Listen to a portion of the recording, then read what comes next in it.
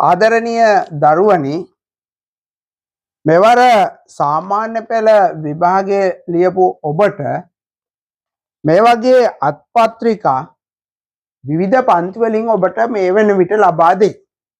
තව ඉදිරියේදීත් ලබා දෙයි. ඉතින් මෙම සමහර පත්‍රිකාවල තිබෙනවා ලංකාවේ වැඩිම සිසුන් ගණනක් සහභාගී වන පන්තිය කියලා.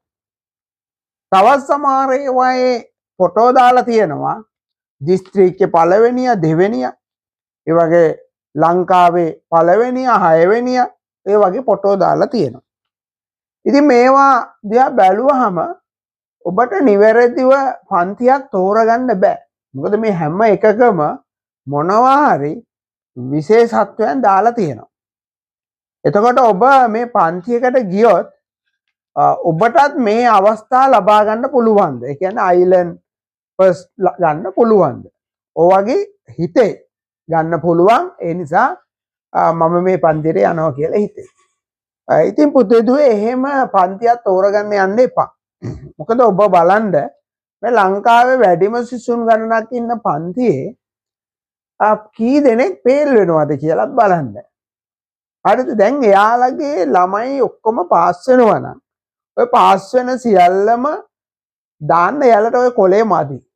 හරි? ඒ නිසා ඔයගොල්ලෝ බලන්න ඒක කී දෙනෙක් ෆේල් වෙනවද. ඒ වගේම ලංකාවේ පළවෙනියා දෙවෙනියා ගත්තු ළමයා ඇත්තටම මේ පන්තිට විතරක් ගිහිල්ලාද එහෙම ගත්තේ.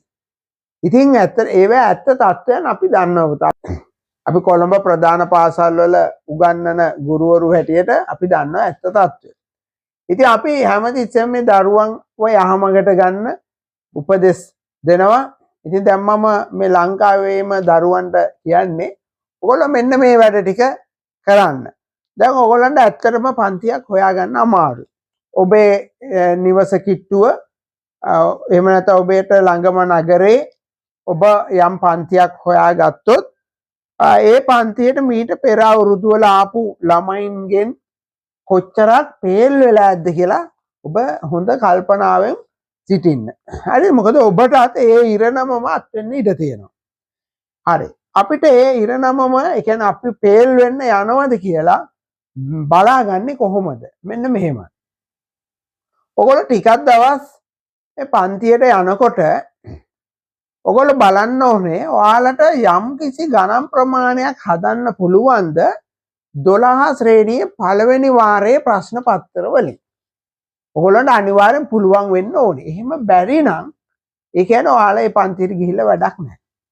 ඊළඟට ඔයාලා බලන්න ඔයාලට ගෙදර වැඩ හැටියට යම් කිසි ගැටලු ටිකක් දෙනවද? මේ ගැටලු ඉතාමත් ලේසි මේවා වෙලා වැඩකුත් නැහැ. සාමාන්‍යයෙන් ටර්ම් ටෙස්ට් පේපර් එකකට මට්ටමට එහෙම නැත්නම් රජයේ පේපර් එකක මට්ටමේ මේ නමුත් මේ උගන්වපු ටිකට අදාළ ගැටලු දෙන්න ඕනේ. එහෙම දෙන ගුරුවරයෙක් වෙන්න ඕනේ. මොකද අපි කොච්චර තියරි ඉගෙන ගත්තත් මේ ගණන් හදන්න පුරුදු වුනේ නැත්නම් මේ භෞතික විද්‍යාවට ලකුණු ගන්න බෑ. මොකද මේ අපි තියරි ඉගෙන ගන්න ළමයි තමයි ලංකාවේ හැමතැනම ඉන්නේ. සල්ලි දීලා මුදල් ගෙවලා පන්ති වලට යනවා. හැබැයි ගිහිල්ලා ෆේල් වෙනවා. අපරාධේ ෆේල් වෙන්නත් මුදල් ගෙවලා. හරි? ඒක අපරාධයක්. ඉතින් එහෙම වෙයි ඔයාලටත්. ඒ නිසා ඔයගොල්ලෝ හොඳට බලන්න පන්තිය මාරු කරන්න අභ්‍යාස කරන පන්තියකට යන්න. දැන් ඔයාලට මගේ පන්ති වලට ආවොත් අනිවාර්යෙන් අපි අභ්‍යාස කරනවා.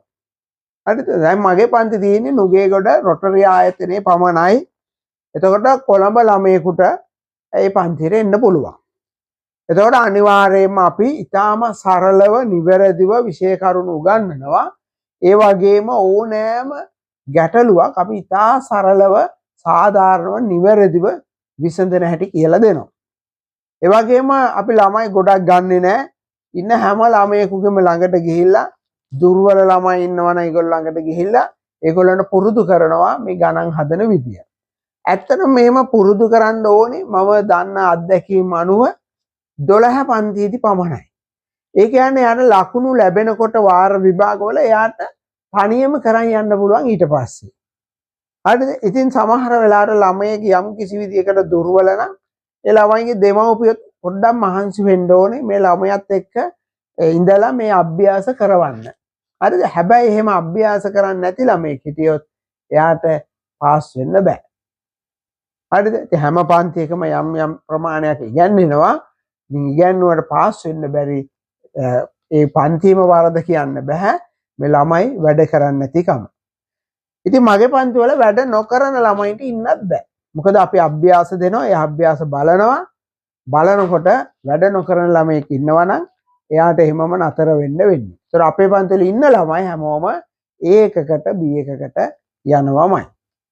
ඊට පස්සේ ලංකාව පුරා ඉන්න අනෙක් ළමයින්ට අපි උදව්වක් හැටියට අපේ තියෙනවා වීඩියෝ මගින් උගන්වන පන්තියක්. ඒක ගැන මම පොඩ්ඩක් විස්තර කරන්නම්.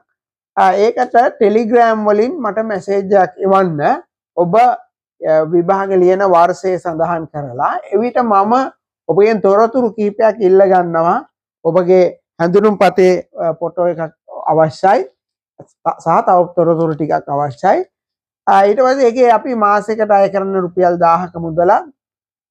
එතකොට ඒකෙත් අපි පාඩම් ටික ඒ නියමිත විදියටම හදලා හැම සතියකම පාඩමක් දෙනවා. ඊට පස්සේ අභ්‍යාස දෙනවා. හැබැයි මේ අභ්‍යාස 100%ක්ම මට බලන්න විදියක් නැහැ. ඉතින් එතනදී ළමයි උනන්දුවෙන් හිතන්න ඕනේ මම මේ අභ්‍යාස කරලා ඊළඟට මම දෙනවා ඒ සියලුම ගණන් විසඳපු වීඩියෝවක්. එතකොට මේ වීඩියෝව බලලා ඒ ගණන් ටික පුරුදු වෙන්න ඕනේ. එතකොට මේක අපි වීඩියෝ වලින් දෙන්නේ YouTube වීඩියෝ වලින් link එක තමයි එවන්නේ. Telegram වලින් තමයි එවන්නේ. එතකොට මේ වීඩියෝ කිහිප වතාවක් බලන්න පුළුවන්. එහෙම බලලා පුරුදු වෙන්න පුළුවන්. මේ වීඩියෝ අපි මකන්නේ නැහැ ඉක්මනට. ඔයගොල්ලන්ට හොඳට පුරුදු වෙන්න පුළුවන්. උපරිම ප්‍රයෝජන ගන්න පුළුවන්. ඉතින් ඒ විදිහට යන පන්තියක් තියෙනවා. ඒකේ අපේ 2024 ගොඩාක් ඈත ප්‍රදේශවල ළමයි මට පණිවිඩ එව්වා. මට කතා කරනවා. කතා කරලා කියනවා පළවෙනි වාර දෙවෙනි වාර වෙනකොට ලකුණු 20 30 ගත්තු ළමයි අන්තිම වාර වෙනකොට අපේ පාඩම් ටික බලලා ගණන් හදන හැටි ඉගෙනගෙන ලකුණු 80 85 අරගෙන විභාගෙට ගියා. ඉතින් ඒගොල්ලෝ ඒකක් අරගෙන ඇති. හරිද? ඒ වගේම දැන් 2025 විශාල ප්‍රතිශතක් ඉන්නවා මේ විදියට සම්බන්ධ වෙලා. හැබැයි ඒ පන්ති වල කීප දෙනෙක් ඉන්නවා පන්තිය මග ඇරෙනවා. ඒ කියන්නේ මම බලනවා වරින් වර කතා කරලා බලනවා මේගොල්ලෝ වැඩ කරලාද මම යාළුවන් කටු වැඩ කොළ ඉල්ලනවා. එතකොට මේ කටු වැඩ කොළ යාළුවා දෙන්න අසමත් නම් එක දිගටම සති කිහිපයක්ම ඒ කියන්නේ ඒගොල්ලෝ වැඩ කරන්නේ නැහැ. ඉතින් එහෙම අය ඉබේම පන්තියෙන් ඉවත් වෙනවා. හරි? මොකද ඒගොල්ලන්ගේ බලන්න තියෙන මේ විදියට කටු වැඩ කොළ ඉල්ලලා මම බලන එක විතරයි. ඉතින් මේ විදියට ඔයගොල්ලෝ ගණන් හදන්න ඕන. ඔයාලා යන පන්තිය අනිවාර්යයෙන්ම ගණන් හදන්න පුරුදු කරන පන්තියක් නම් විතරයි ඔයගොල්ලෝ යන්න ඕනේ. ඒ වගේම සමහර පන්ති තියෙනවා තියරි ක්ලාස් කරලා අන්තිම ඊළඟ අවුරුද්දේ පේපර් ක්ලාස් එකට වෙනම මුදල් අය කරනවා. ඉතින් ළමයි ඇත්තටම කියනවා නම් මේ පේපර් ක්ලාස් කියලා වෙනම නෙමෙයි මේ මුල ඉඳලම යන්න ඕනේ. දැන් ඔයගොල්ලෝ යම් ගුරුවරයෙකු ළඟට යනවා නම් භෞතික විද්‍යාව ඉගෙන ගන්න. ඒ ගුරුවරයා වගකීමක් තියෙනවා මේ ළමයාට ඒ උගන්වන්න. ඒක පේපර් ක්ලාස් වලට වෙනමයි ටියුට් එකට වෙනම මුදල් අය කරන්න. එහෙම නෙමෙයි මේ යම් වියදමක් යනවා නම් අය කරාට කමක් නැහැ කියමු. නමුත් ඊට වඩා ඔයාලට මේ තියරි පන්තියේදීම ගණන් හදලා පුරුදු කරවන්න ඕනේ නියම පන්තියක් නා. ඇත්තටම ඉස්සර අපි ගිය පන්ති වල එහෙම කරා. හරිද? ඒ ටියුට් එකත් දෙනවා. ඒ වගේම ගණන් හදවනවා.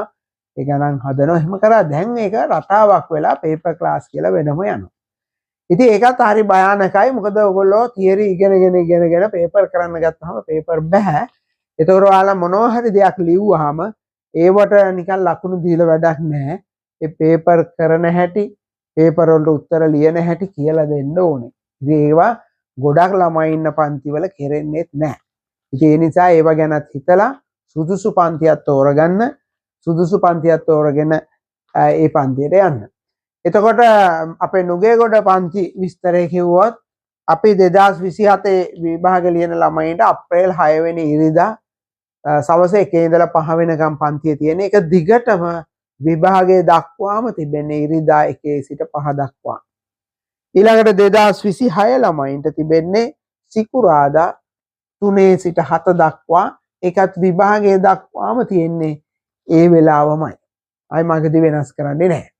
ඒ වගේම 2025 පන්තියට අපි ළමයි දැන් ඇතුළත් කරගන්නේ නැහැ. මොකද දැන් අපි සිලබස් ඉවර වෙන්න ළඟයි. ගණන් මේ වෙනකොට විශාල ප්‍රමාණයක් හදලා ටර්ම් ටෙස්ට් පේපර් කරලා පුරුදු කරලා තියෙන්නේ. ඒ පන්තියට තව ළමෙක් ආවට අලුතෙන් අපිට යාව අර ගානට හදාගන්න බැරි වෙනවා. එතකොට ඉන්න ළමයන්ටත් පාඩුයි ඒ එන ළමයටත් වැඩක් නැති වෙන නිසා 2025 පන්තියට අපි ළමයි ගන්නෙ නැහැ. හරිද? එතකොට 26 පන්තියටත් ඒ වගේ ටික කාලයක් ගියලා ළමයි ගන්නෙ නැහැ. ඉතින් දැම්මම එන්න පළවෙනි වාරේ ඔයගොල්ලන්ට ලකුණු අඩු නම් දැම්මම අපේ පන්තියට එන්න ඇවිල්ලා බලන්න ඊළඟ වාරේ අනිවාර්යෙන් හොඳ ලකුණු ටිකක් ගන්න පුළුවන්. ඊළඟට ටෙලිග්‍රෑම් channel එක හරහා නොමිලේ පේපර් දෙනවා භෞතික විද්‍යා ප්‍රශ්න පත්‍ර ඕන තරම්. හරි මාකින් ස්කීම් ටිකත් එක්ක දෙනවා. ඒ නිසා උනන්දුව තියෙන ළමයෙකුට හරි වියදම් නොකර ඉගෙන ගන්න පුළුවන්කම තියෙනවා. හොඳයි එහෙනම් ඔයගොල්ලෝ ඕනම වෙලාවක උපදෙස් අවශ්‍ය නම් කතා කරන්න.